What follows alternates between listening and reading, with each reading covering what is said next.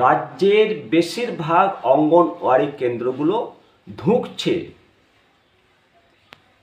ক্ষোভে ফুঁসছে আইসিডিএস কর্মী হেল্পাররা। ক্ষোভের কারণ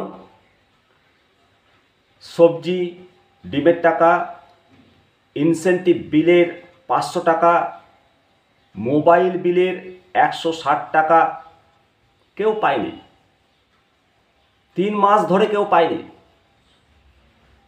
ক্ষোভ হওয়াটা স্বাভাবিক। অঙ্গনওয়াড়ি কেন্দ্রগুলো চালাতে তাহলে কি পকেটের টাকা, গাঁটের টাকা খরচ করে সেন্টারগুলো চালাতে হবে? এই প্রশ্ন উঠছে। আর যদি তাই হয় তাহলে এরা সেই টাকা পাবে কোথায়? খুব অল্প বেতনে এরা চাকরি করেন, নুন আনতে পান্তা ফুরায়, তার উপরে 3 মাস ধরে বিলের টাকা কে ধার দেবে? এই সমস্ত কর্মী সহায়িকাদের উঠছে প্রশ্ন। আর 3 মাস ধরে বিলের টাকা বাকি, তাতে ধুঁকছে অঙ্গনওয়াড়ি কেন্দ্রগুলো। চরম সমস্যায় পড়েছে অঙ্গনওয়াড়ি কেন্দ্রগুলো। এই সমস্ত কেন্দ্রগুলো থেকে 6 বছরের কম বয়সী শিশুদের পুষ্টিকর খাবার, গর্ভবতী মায়েদের পুষ্টিকর খাবার, প্রসূতি মায়েদের পুষ্টিকর খাবার সরবরাহ করা হয়।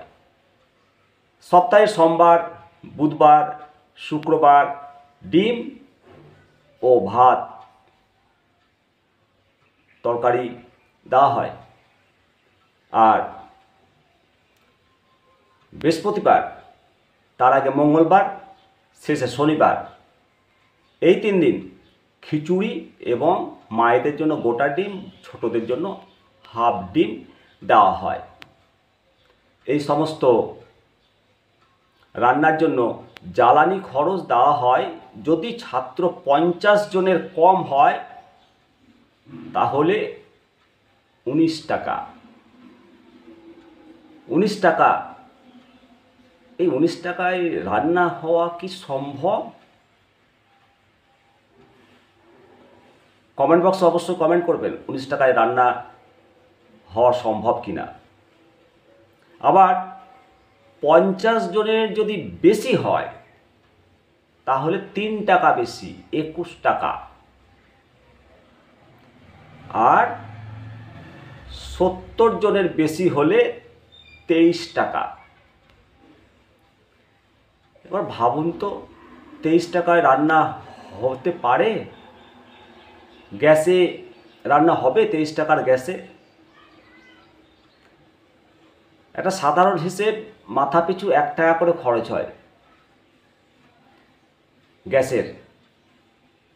70 জন বাচ্চা যদি থাকে তাহলে জ্বালানি খরচ 70 টাকা হওয়া উচিত, মিনিমাম 1 টাকা করে ধরা হয়। তারপরে চাল, ডাল, এই দুটো জিনিস শুধু সাপ্লাই দেওয়া হয় শুনেছি। ডিম, সবজি, জ্বালানি সবই কিনতে হয়। ডিমের দাম এখন 7 টাকা করে। গ্যাস, সবজির যা বাজার, তা তো ভাবায় যে এত কম টাকার জ্বালানি কিভাবে খরচ বাঁচানো যাবে, কিভাবে সম্ভব এই সমস্ত প্রকল্পে রান্না করা। প্রাথমিক বিদ্যালয়ে মিড ডে মিল, অঙ্গনওয়াড়ি কর্মীদের মিড ডে মিল না, পুষ্টিকর খাবার। মাধ্যমিক, সেকেন্ডারি বিদ্যালয়গুলোতে মিড ডে মিল 5 টাকা 45 পয়সা পায়। আর এদের আইসিডিএস কর্মীদের অভিযোগ যে কেন্দ্রে 40 জন শিশু এবং 5 জন মা আছে একটা অঙ্গনওয়াড়ি কেন্দ্রে। সবটাই আমাদের কিনতে হয়, টাকা পেলেও ওই টাকা দোকানে পরিশোধ করা হয়। আমরা যে টাকা পাই তা দিয়ে নিজেদের সংসার চলে। 3 মাসের টাকা না পাওয়ায় বাধ্য হয় দোকানে ধার নিতে, এবং 18,000 টাকা দোকানে ধার হয়েছে। সেই 18,000 টাকা কর্মী মিটিয়েছে বলে অভিযোগ। একটা কর্মী যদি 18,000 টাকা দোকানে ধার মেটায়, তাহলে সংসার চালাবে কি করে? টান তো পড়বেই। নিজেদের সংসার চালাতে পারছি না, আবার মানে কেন্দ্রের আইসিডিএস কেন্দ্রের সংসার চালাতে হচ্ছে। বোঝো ঠেলা। শুধু সবজি ডিমের টাকা বাকি না, ওনাদের ইনসেন্টিভ মাসিক 500 টাকা করে দেওয়া হয়, সেটাও বাকি। মোবাইল রিচার্জ তো এখন বেড়েছে জানেন, সেই রিচার্জের 160 টাকা করে ওনাদেরকে দেওয়া হয়, সেটাও কেউ পাননি। রিচার্জের যা বিল বেড়েছে, এই 160 টাকাটাও বাড়ানো উচিত।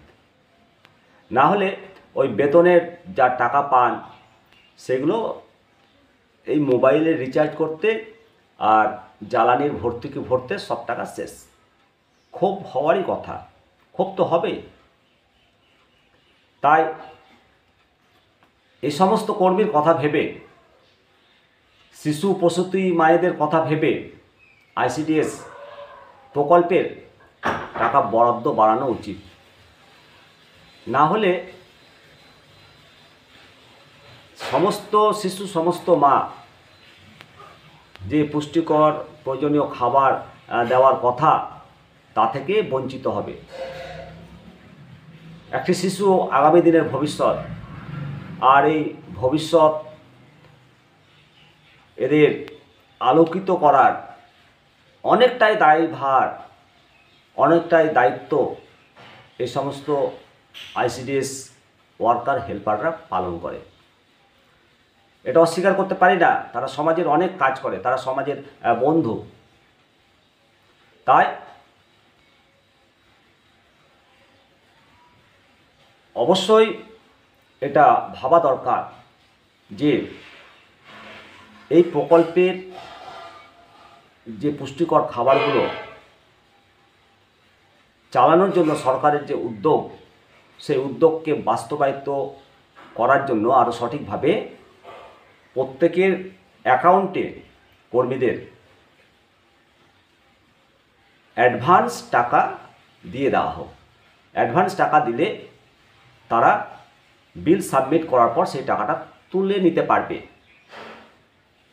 এটা অবশ্যই করা উচিত। আপনারা কমেন্ট করবেন অবশ্যই কমেন্ট বক্সে। সকলে ভালো থাকুন, সুস্থ থাকুন। নিমতিদা দর্শন আপনাদের সঙ্গে আমি শিবরাম সরকার। নমস্কার।